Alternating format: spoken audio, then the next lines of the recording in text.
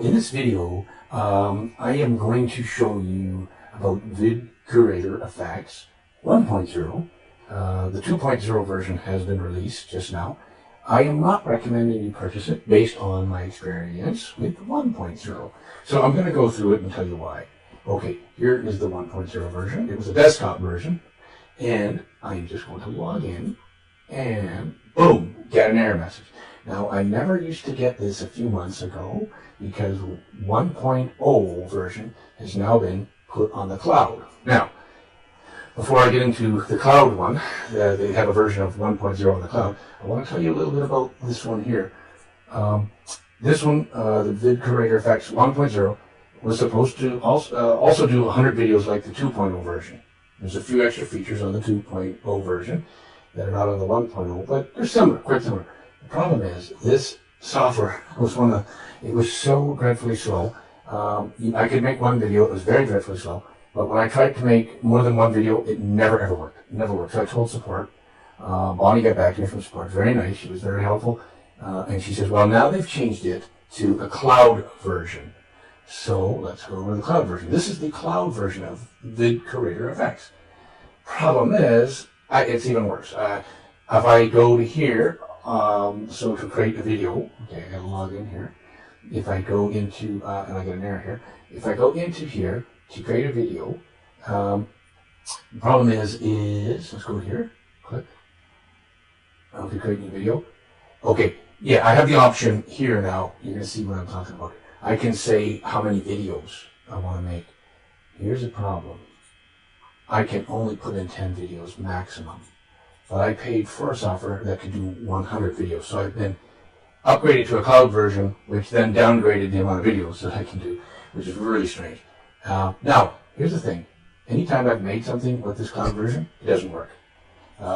So today I tried to make 2 videos in the cloud version. And it looks like I'm going to be waiting forever. Here's my dashboard. I don't know, I guess one's in the queue. It's like I probably did this like 6 hours ago.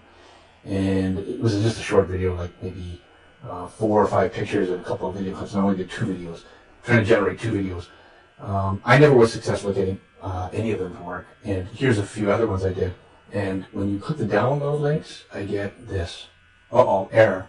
Request file was not found. So I get that no matter what I click. So, and then if you go to the training section, look at this. Error, not found. So it looks like it's like a band-aid solution. They knew something was wrong with the 1.0 version on the desktop. So they made a quick fix to the cloud version, and they never made it work properly, in my opinion. Unless if someone else has a better experience, let me know. This is my experience again. So I got a broken cloud version, a broken desktop version, and now version 2.0 come out and is released. And obviously they like all the members to cough up more money to get the 2.0 version, which it doesn't have an awful lot extra. It has a few other things like intro or lower thirds, I think a few things that maybe aren't in the 1.0. Very minor changes. They say it's faster. This was dreadfully slow anyway. The only thing I ever got working with the version 1.0 was the desktop version, which I showed you here, and I can't open it now. So obviously something's changed. Maybe Facebook made a change. And the other thing is too, in order to even open up the screen, you needed a Facebook API connection, which I thought was strange that it's kind of married to Facebook. So if Facebook changes the policy, or who knows, this software's kapoots. So that is why I'm not recommending version 2.0. I haven't tried 2.0. I can't say it doesn't work good or doesn't, but like what's to say that a month down the road you don't have the same experience as me. You get the software, works really well, doesn't, and then they downgrade you to 10 videos like that I've been downgraded, as I mentioned. So this is my reason, and so you have the choice. But I do have another recommendation. If and I do like this software.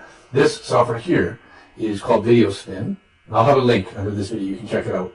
It's by Aries Anthony, who's also done a lot of great training. I really like some of his training. The free stuff is really good. His training I got a lot of amazing information. This is a software he came out with just a few weeks ago called Videospinn. This was a demo version I got because I was promoting the software, and it's pretty nice because the thing is, okay, I'll give you a little bit of what it does and what it doesn't do. You just basically have to build a folder with all your photos in it and videos in it, and then generally you want to set the photo resolution size to, like if you're doing YouTube videos, you want to make, most of the pictures you can make 1280 by 720. Or that, it's a 2.4 to 1 scale size of aspect ratio. And that would give you a nice, format for you. But you can also do a square video or a square, so you can make videos with this. You can use a bunch of pictures to make the video. You can mix pictures with videos to make a video. And it'll basically crank out, it's trying to do what VidcuratorFX does, except this one works really well. Very fast. It's desktop based, so it processes very, very quickly. I did a video, with some slides I got from Mexico when I was there. I took some pictures, so I formatted all the pictures to 1280 by 720, and I put them in a folder. And then I just said, okay, I have 72 pictures in there. I want to set this so that there's a duration of a minimum of 2 seconds between each picture and a maximum of 3. You can change this, so it randomizes things. And then a transition time of this is 1,500 milliseconds, which is 1.5 seconds. And I can set the quality. You can zero in different qualities for the picture if you want. I put it at the highest, and I just chose to make one video. You can make 100 here too. And this one does work. I tested the software, didn't find any bugs with it. It just worked. It doesn't have an API connection with Facebook. It's just totally independent. You're on the desktop.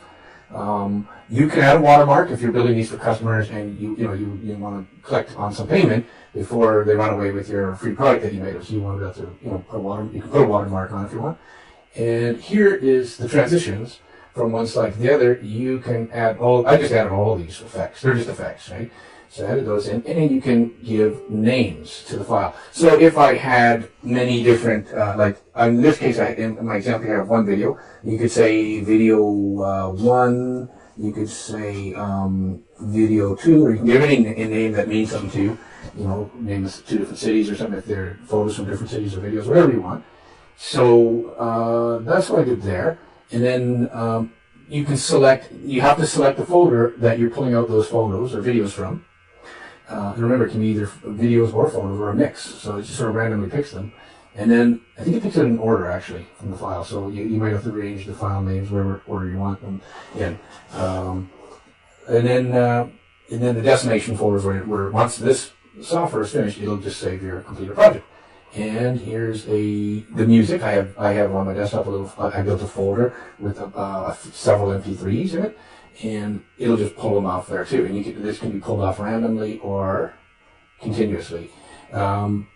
The volume level, I guess you can set up the audio too. Now there's only one thing I didn't like with this. It does a good job at the beginning with the music, but at the end, depending on the timing of your music tracks, you'd have to time it with these times of each slide and the transition effect here.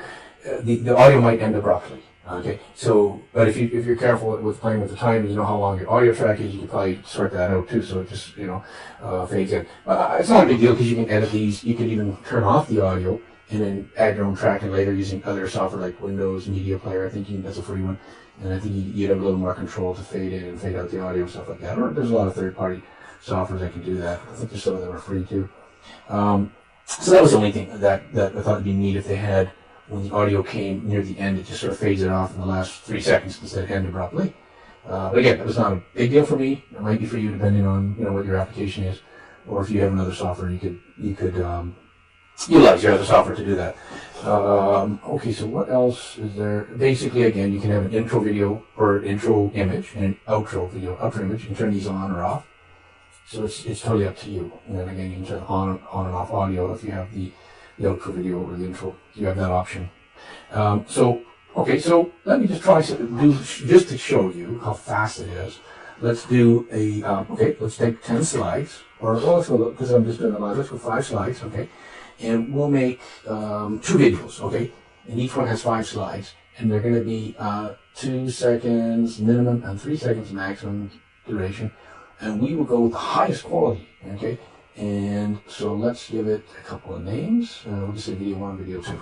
Okay, video dash, or we'll just go with this video 1, and I guess some other names there. Video dash 2. Okay, we'll go with that.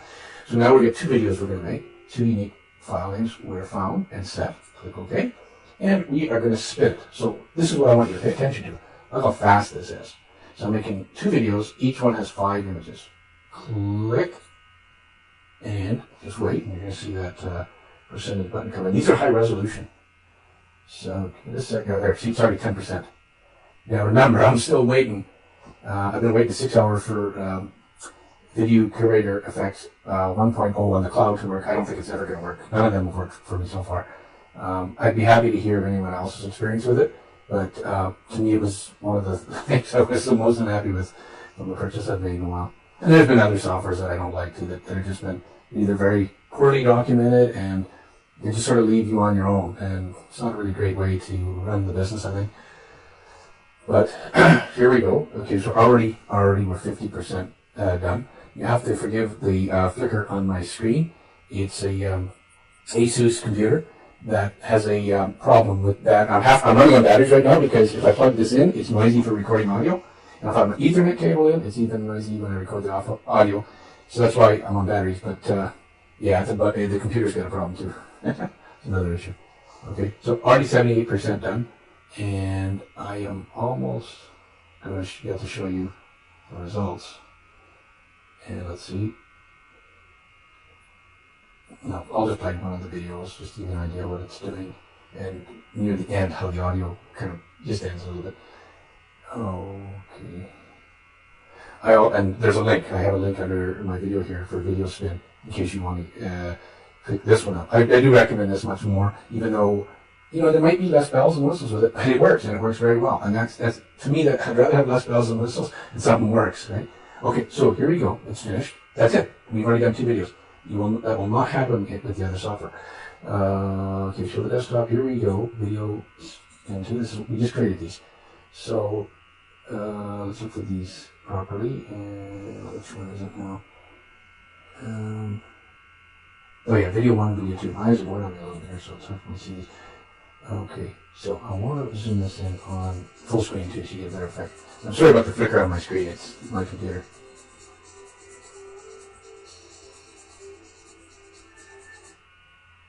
That's it. That was number 1. It was it's very short. Here's the other one we made. You see how the audio kind of ended fast? That's what I was talking about. Nothing really major, but it just, you know, just want to tell you what's happening there.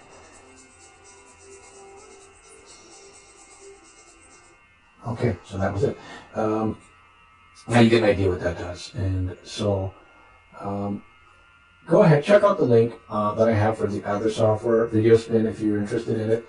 But I do not recommend VidcuratorFX 2.0 based on my experience. Again, you may have a better experience. I don't, you know, but it's your gamble. It's your take, you know. I just think that the customers for Video 1.0 should have been taken care of before going to something new. I mean, to me, it's like a broken software, the 1.0. I never ever got any use out of it. It was unfortunate because I love the concept. I think it was a neat concept, but just, you know, it has some quality behind it. So that's my review, and so, you know, go check things out and see what works best for you. And thanks for watching. Sorry it was a little bit long, this video.